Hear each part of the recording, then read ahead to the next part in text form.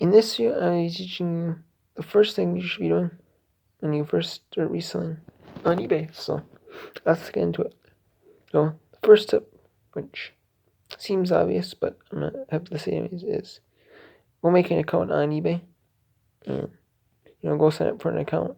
And enter all your information, email, your password that you use for eBay account, your your birthday, your all your information, and then you want to, once you're done creating an account, you can, they might ask you to like put in a user ID, but you can just, or they might generate one for you like they did for me. You can change it, but there's probably no need to change it, your user ID, when you start selling. What you want to do is once you're done creating your account, you want to go around your house and find every item that you haven't been using in the last, say, 6 months or a year, and you won't miss it if you sold it. You won't have no regrets. You won't have any regrets if you sold it. You won't miss the item. And go around and find every item, whether it's a CD, a book, a shirt, a pair of pants, book, coffee pot, you name anything, basically. Go in your house and start doing it. And that's what I did. I found some stuff I wasn't using around my house, like old DVDs, CDs, all this, all that. You'll be surprised how much stuff you have lying around that you're not using, that you won't miss if you sold it.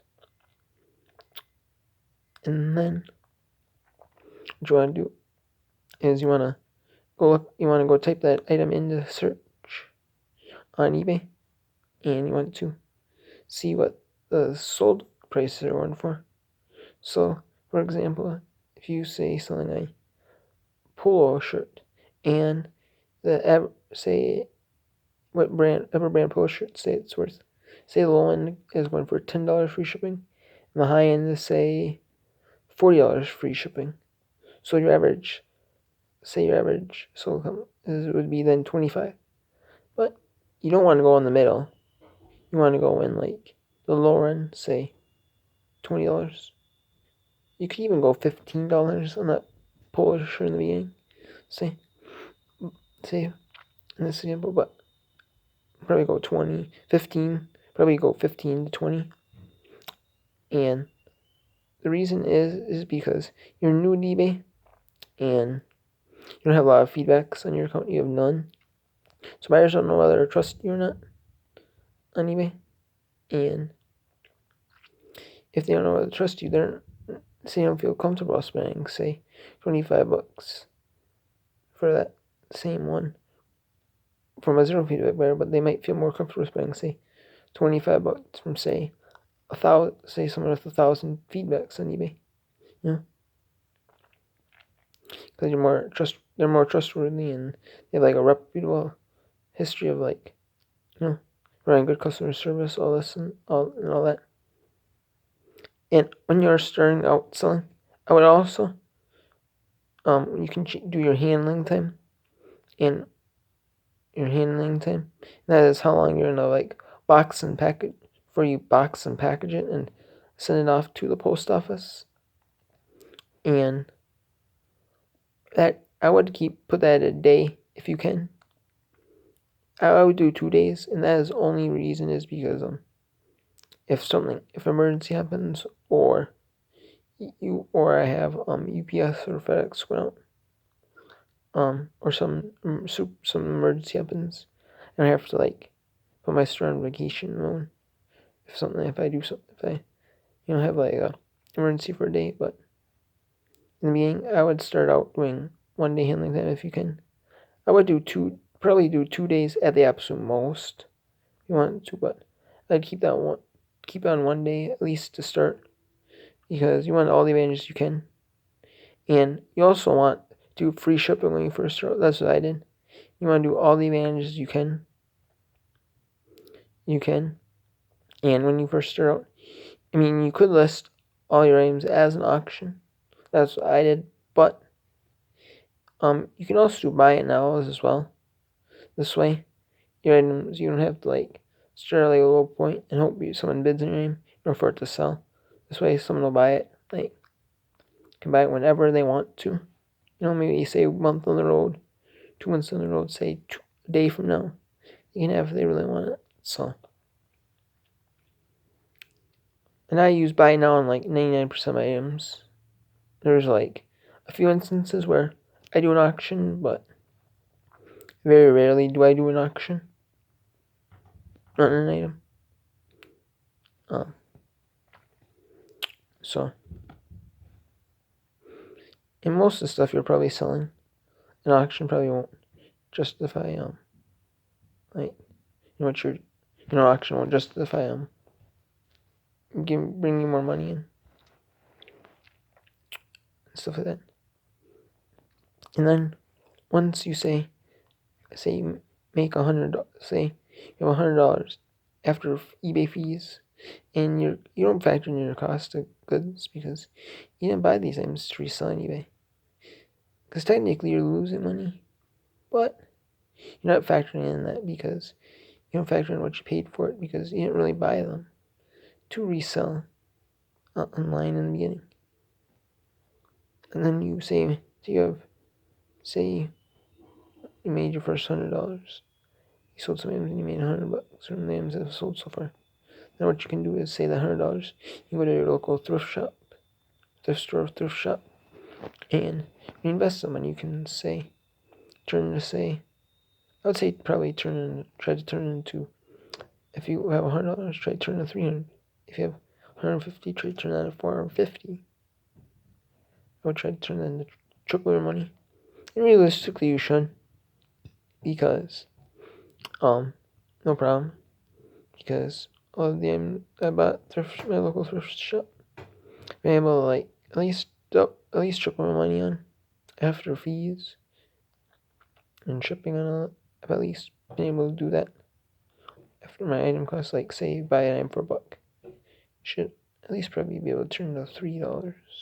Which usually I can do, no problem. Or say $5, you should be able to turn at least 15 or 20, no problem. And stuff like that.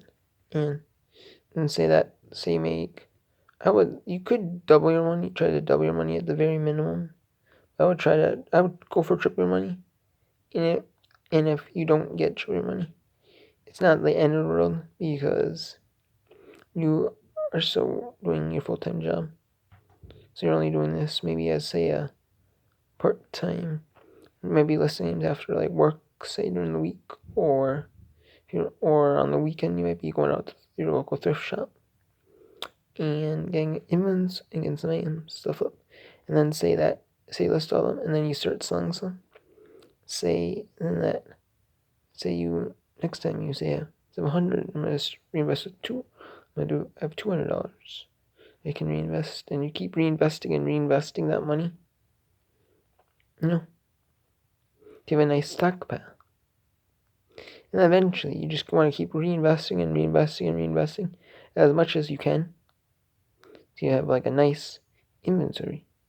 And then soon you'll be on a way to your full-time selling. And because when you first start, you want that feedbacks. You want selling feedbacks as like a seller, because that shows that you're like a trustworthy seller. You like ship when you say you're going to. Then you have a lot of handling time. You say you're going to. You the items described in accurate condition. Then when you take your photos and your titles, you can have a good title. You also want to make sure you have a good title, good photos, good description, and fill out all the item specifics you can about your item, because that'll give you an advantage as well. It'll get more eyes on your item. I always try to fill in all the item specifics I can on my items, because it gives you an advantage. You can, and then help you in search. So yeah, that's what I got.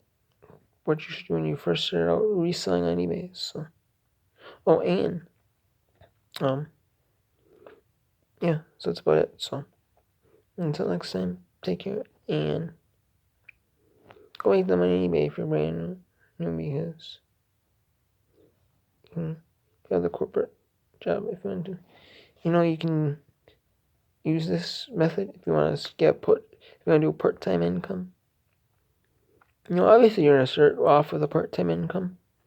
Then if you want to build into the full-time income, or you just want a nice full-time income, or you want like a nice part-time income, like you instead of working full-time hours at a job, you want to go down to part-time hours and do eBay like say part-time as well.